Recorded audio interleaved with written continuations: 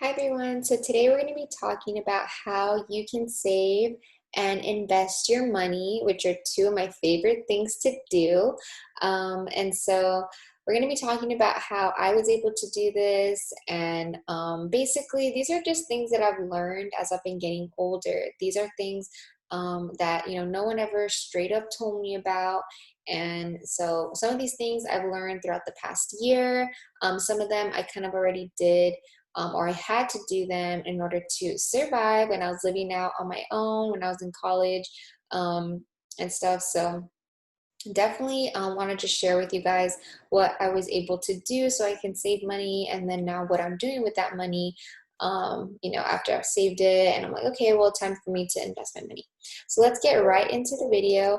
We're going to be talking about creating a spreadsheet. So basically, how you can begin building a budget for yourself, and then living below your means, which is a really important idea once you begin thinking, okay, I want to start saving money, and then spending your money on only what you need, which is really important, and then saving that money and then investing that money once you've saved it to help yourself, to help your money work for you, basically. And so creating a spreadsheet. So some of the things you should include while making your spreadsheet, some of the most important things are like rent, right? You need to have a roof over your head, food, utilities, transportation, phone, and then essential care, right? And with essential care also comes with like, any like medications that you need, or like medical insurance.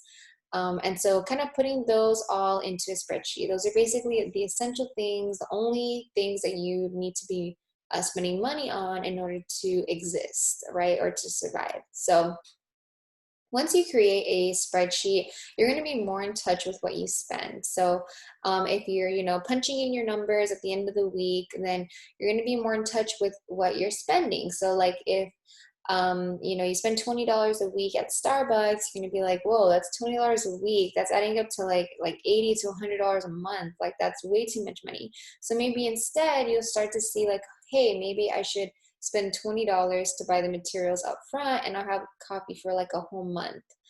So that's like things that you'll start to consider once you like actually see the numbers, right?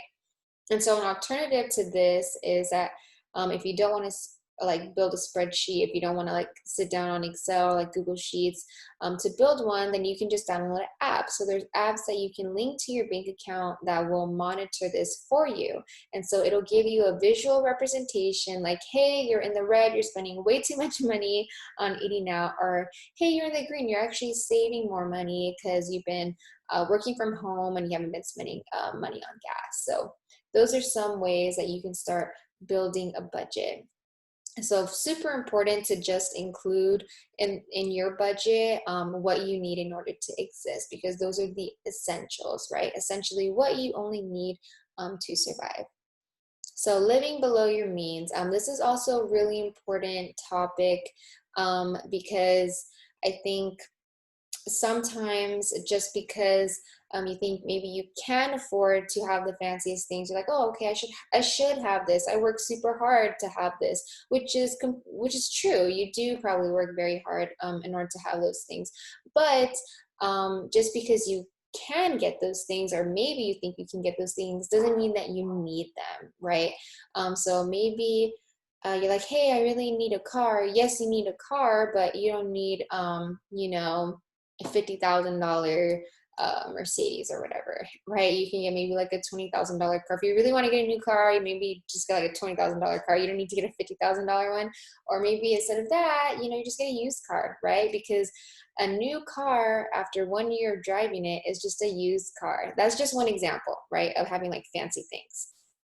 um, and then so also if you have something that works fine and maybe like it breaks down, consider fixing it. If you think fixing it is actually going to save you more money than buying something new, then by all means fix it. And this is something that I had to do throughout college, or not had to do it, but preferred to do it while I was in college, and it saved me a lot of money.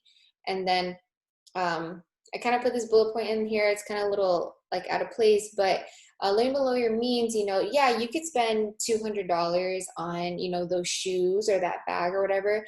But maybe if you wait for a promotion or a sale or maybe coupons that come up, maybe you could get it for a lot less. So um, yeah, like you want to be like all big and fancy that you could buy it on the spot right now. You don't need a discount, but hey, maybe in a few months you can get a discount, and it'll be like, hey, you save money on this. So I don't know. For me, it's like that's pretty cool. But um, I honestly, like, I don't see any problem with trying to live below your means, especially if you're really trying to save money. If you're not trying to save money, then probably why are you watching this video? But if you are looking to save money or just invest your money, then this is obviously a great video for you to watch. So by living below your means, you'll be able to save more money, and with that money that you're saving, you can invest it into something that's going to make you even more money. So that's the whole point of this idea right here.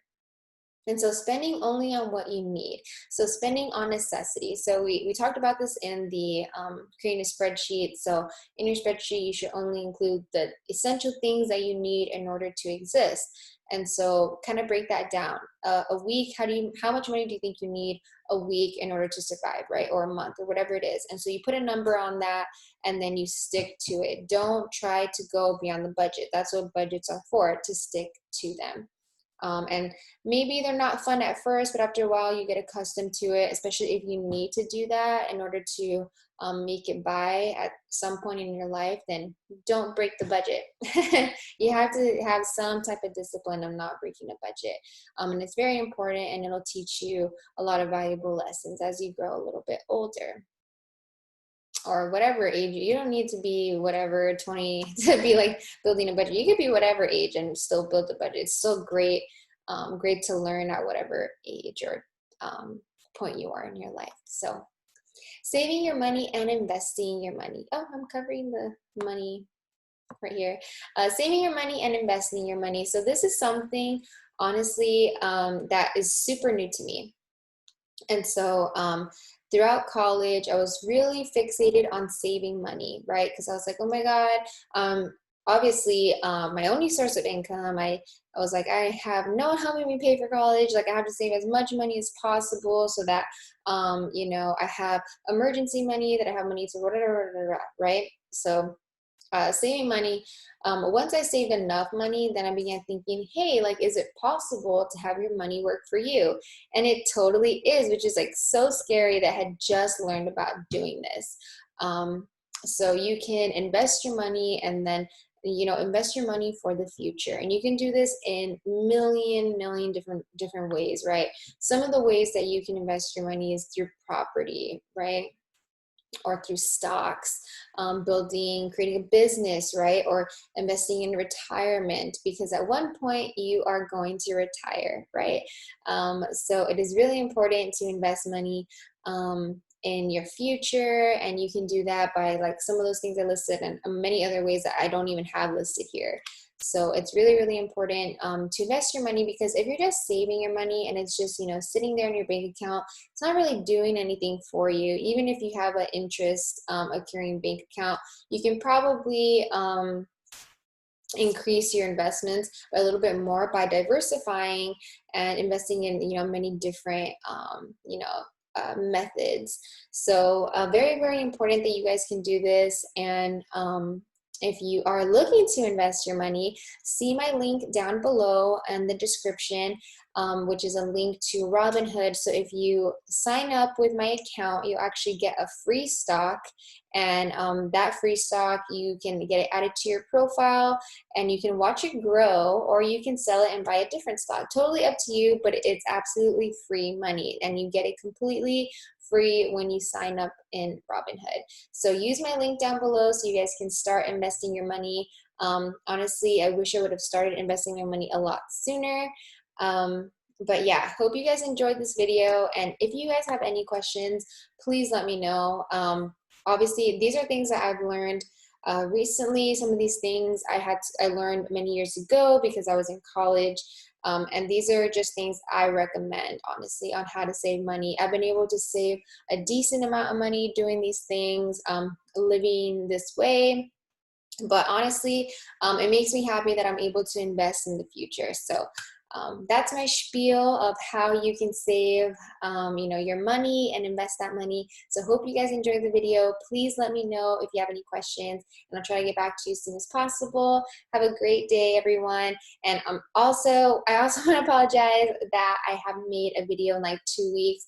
I was super busy with work, but really happy that I get to upload this video because I love these two topics. So yeah, talk to you guys later. Bye.